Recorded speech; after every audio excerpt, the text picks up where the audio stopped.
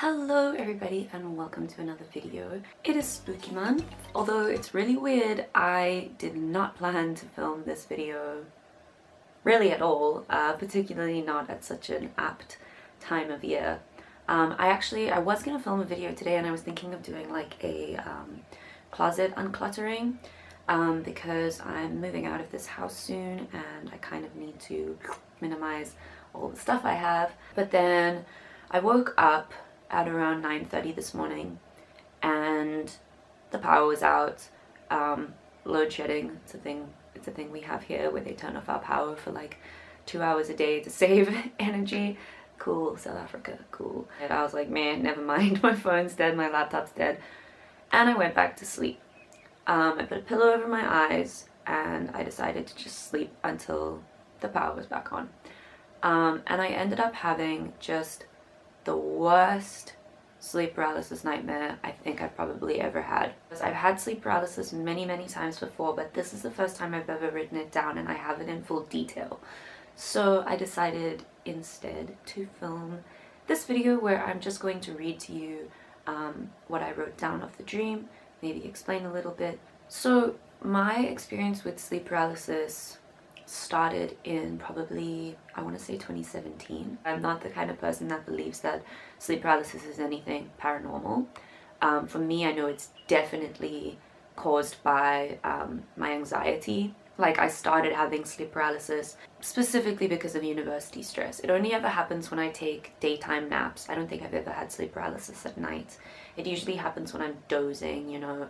I've also had like lots of different kinds of sleep paralysis, and there are so many different kinds. I've had the ones where I open my eyes and see like an actual apparition. I've had the ones where I can't breathe and I feel like I'm gonna like choke in real life. I've had so many like repeated false awakenings. And then this dream, which is really interesting and really different, and I'll explain why when I get into it. And actually, without any further ado, let's get into it.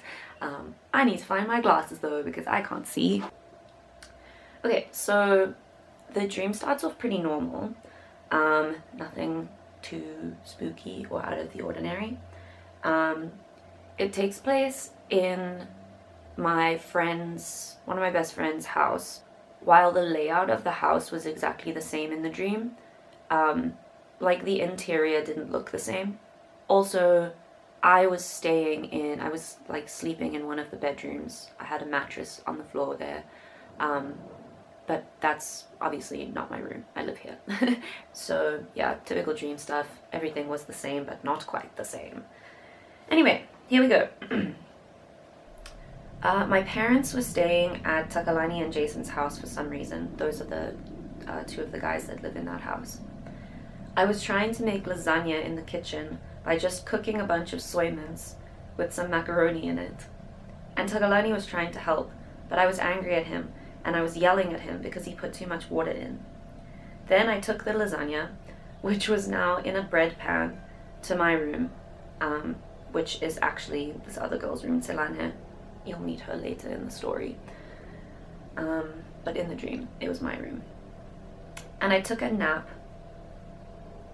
And my childhood dog, Jessie, who's now dead, came in and ate most of the lasagna. My family was in the lounge of the house, and I was talking to them about the lasagna and the dog, and I think I yelled at the dog. Then I felt bad and went to give the dog a hug. She felt dirty and mangy, kind of, like a dog you might find rescued or at the SPCA. And that's kind of really creepy, like in hindsight, because as I said, the dog is dead now. And yeah, like she felt like dirty, you know, kind of decayed, kind of as if it was like buried underground or something. Anyway, she climbed onto my lap and wrapped her legs around my lap like an actual hug. And then I noticed she was a boy. So this is where things start to shift in the direction of like really weird. Up until this point, everything was pretty normal. And this is the first detail where I was like, what's going on here? I turned her over to check again. A boy. I could have sworn my dog was a girl. But Jessie was always a girl, I say to my family, my mom, my dad, and my brother. Nobody was really giving me a good answer for this, and I was confused. Then I see something move in the corner of my eye. I look, and it's an orange highlighter behind a chair, just shifting across the floor on its own. So obviously remember that, like, I don't know that I'm dreaming at this point. So as far as I know, I'm hanging out with my family, and I look down and see there's an orange highlighter behind a chair, and it just shifts just a little bit out the way on its own. I look at my family in horror. The highlighter lifts into the air. I look to my family for some kind of reaction because I'm really spooked. My dad just shrugs and says, "Science." More stuff starts moving around in the air, and I'm getting scared. I do notice that all of them have spider webs, like strings pulling them up, but I still can't figure out how this would work. I start yelling, and everyone starts yelling with me. "Leave us alone, we aren't scared of you, get out." But it doesn't stop, it gets worse. Items of furniture are flying about, even things that weren't in the room before, even flying at me. Then it says, "I'm not sure what happens here, but I think my family starts acting weird." So I guess what I'm trying to like explain there is that I think what it was is that I realized that I couldn't trust my family. I realized that something was off about them, and something was off about this whole situation in general. Something's not right with these people. They're not my family. Something else is going on. I'm freaking out. I go into my room. There are some strange objects in the doorway. So as I reach the room, which is my room in the dream, there are like 3 or 4 small items sitting on the ground in the doorway of the room, like a lamp, I think, maybe candles, I don't know. Just like 4 kind of ominously placed items in the doorway, and I have to step over them to get into the room. When I step inside, it's like another dimension, but it's much scarier. I'm completely deaf to the commotion that's going on outside the room. Like that noise switches off. So what I mean by that is, like, imagine like 2 rooms connected by a door, and in the doorway there's like a film that completely separates this space and the sound in this space from this one. So as soon as you cross over that like thin film into the other room, that's all the sound you can hear, and you can't hear anything from outside. And remember, I mean, there's crazy stuff going on outside. Furniture flying around, my family freaking out, like there's a lot of people in the house, and that noise completely shuts off. There's music playing, like elevator music or soft jazz. There's something in this room. I can see her face, but I can't at all remember what it looked like. The entity beckons to me, but I recognize that the energy in this room is scary as hell, and I dip back out. And the sound of the house pops back on. I run to grab Takalani and I tell him we have to get out. He's on his way to the door with me, but he looks at my room and he wants to go inside. I tried to tell him not to, but it's too late. I notice that I can't send any sound into the room either. I scream for him to come back, but my voice is mute as it tries to go into the room. I knock at the door frame, and he comes out into the doorway. He looks excited and bewitched. He likes the jazz and the entity. I grab him and pull him out. I know I have to get him away. I say, "Takalani, just go inside and fetch my keys." So he starts to go back, but then I realize I'm holding my keys in my hand. So I say, "Never mind." And I grab him and Selane, who is another friend that lives in the house, and I go for the door. We come out onto a porch in a garden I don't recognize. I see 2 figures standing in the garden, and I realize that they are down and crazy. But I also know that they are evil too. So I just mean that in the dream, the sense that I get of these 2 entities is a not good one. I start frantically searching for a way out through the wire fence, feeling the impending danger of behind me. Then I spot a gate far off to my left. I notice Takalani has gone back into the house. I I have to leave him behind. I grab Selina by the hand and pull her out onto the street. My car isn't there. I can't remember where else I could have parked. Selina says something like, "It was right here." Then she disappears as well, and I'm left alone on the street. And then here we have my first kind of false awakening. So a false awakening is generally when you wake up inside the dream still, usually like back in the same place you fell asleep, or perhaps in a new place. Whereas with this one, it was kind of like the start of a new dream, like a change of scenery, but they definitely flowed straight into one another. There was no break. Now I'm at a party. It's like a punk band playing at a trance-decorated venue. I'm standing in the front row and dancing and enjoying myself. I'm alone. I have a half-lucid thought, like, I don't want to have a bad dream at a party because then I'll carry that anxiety into real life. So what I mean by that is that I say half-lucid because I definitely wasn't aware yet completely that I was dreaming, but somehow still in the dream I was able to say, I was kind of saying like, I would really like to keep this environment, the punk scene and the trance scene, I would like to keep that separate from whatever bad juju dream I'm having right now, because I don't want this dream to influence how I feel about those spaces in real life. But somehow still I didn't know I was dreaming, I think.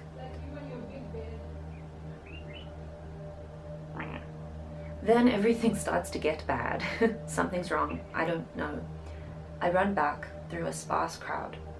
The singer from the band jumps off stage and runs at me and pushes me down.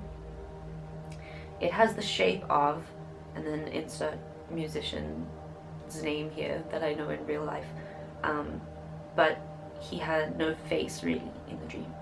I feel one hand sliding up my thigh, and he starts biting into the flesh on my arm. I can't scream at first, but I manage to push him off me. Another false awakening. In fact, the first proper one. But this part of the dream is really weird. There's definitely a lot missing. I get flashes of like visuals that happened, but it's really strange. It felt like a trip. It felt like a drug trip dimension for a little while. At this point, I know that I'm having sleep paralysis. I'm completely lucid, but completely unable to wake myself up. This part of things is foggy. I remember bright colors, like my body was lying inside a Dr. Seuss book, or I don't know, I see warm colors like yellow, orange, pink. There were different entities coming in and out. I don't know for how long I was in this place. They were kind of Muppety. I remember people online saying that you shouldn't fight to get out of sleep paralysis. So I try to relax, but everything is really weird and I can't even locate my physical body in space. I literally have no idea where it is, no idea where I am, and no idea how to put my consciousness back in my body. I start to wonder if I died in my sleep. I'm starting to panic again, and I'm screaming and wiggling and hoping that my body is screaming in the real world too, so that Melissa or Nadia, who are two of my digs mates, might come in and wake me up. Another false awakening. I wake up in my bed with my pillow covering my eyes, and I can hear gentle voices that sound like Nadia and Melissa, and I think it might have worked. But I can tell almost immediately that this isn't right. I still can't feel my body. I can't see the faces. And what I do see is distorted. I feel one of them put their head on my shoulder as if they're sad they couldn't help. I'm like, it didn't work and I'm still stuck. I keep trying to pull myself back. I keep trying to figure out how to drag myself into my body. If you've never had sleep paralysis, I don't know how to explain this to you. It's like I'm trying to propel my consciousness to go back into my body. But like, if that sounds really abstract and weird, it's because it is. And, you know, no person actually really knows how to do that. How to, you know, steer a consciousness back towards the body, because you don't know what space you're in. You don't know where your two parts, your body and your mind, are in relation to each other in time and space, you know. Anyway, here we go. I keep trying to move and jolt myself awake. Another false awakening. I jolt myself awake by swinging my legs right down onto the floor, and I just run into the kitchen. The kitchen is right next to my bedroom. Lindsay, who is a friend of mine who used to live in this house but doesn't anymore, is in the kitchen in her cute little grey onesie. She says hi. I know, once again, that I'm still not actually awake. It's really hard to speak. There's also some really weird Salvador Dali stuff happening around the house too, but I can't quite remember it. I grab Lindsay by the shoulders and I shout at her, "This isn't right, none of this is right." And she looks really scared and confused. Just kind of like big eyes, like I don't know what's going on. And then I wake up, finally, for actually real. I feel my body again. Like the feeling of having just been a disembodied soul with no flesh thing, and then finally feeling your flesh thing again. It's great. And I know I'm awake properly, and I just about start crying. But I'm trying to recall the details of the dream, and I realize I can't waste time. I have to start writing it down. And that's what this is. So, I've always wanted to make a video about my sleep paralysis because of its many forms. And if you would like to see more videos about sleep paralysis, let me know. This is the only one, as I say, I've ever written down in full. So it's the only one I have that's really detailed and fleshed out. But I could still talk about some of the other kinds of sleep paralysis that I've had. So yeah guys, sound off about sleep paralysis in the comments down below if you have any experiences to share or thoughts about it. I'm gonna put my interpretation of my sleep paralysis dream in the comments, in the description box. So go read that, let me know what you think in the comments, or if you have a theory of your own.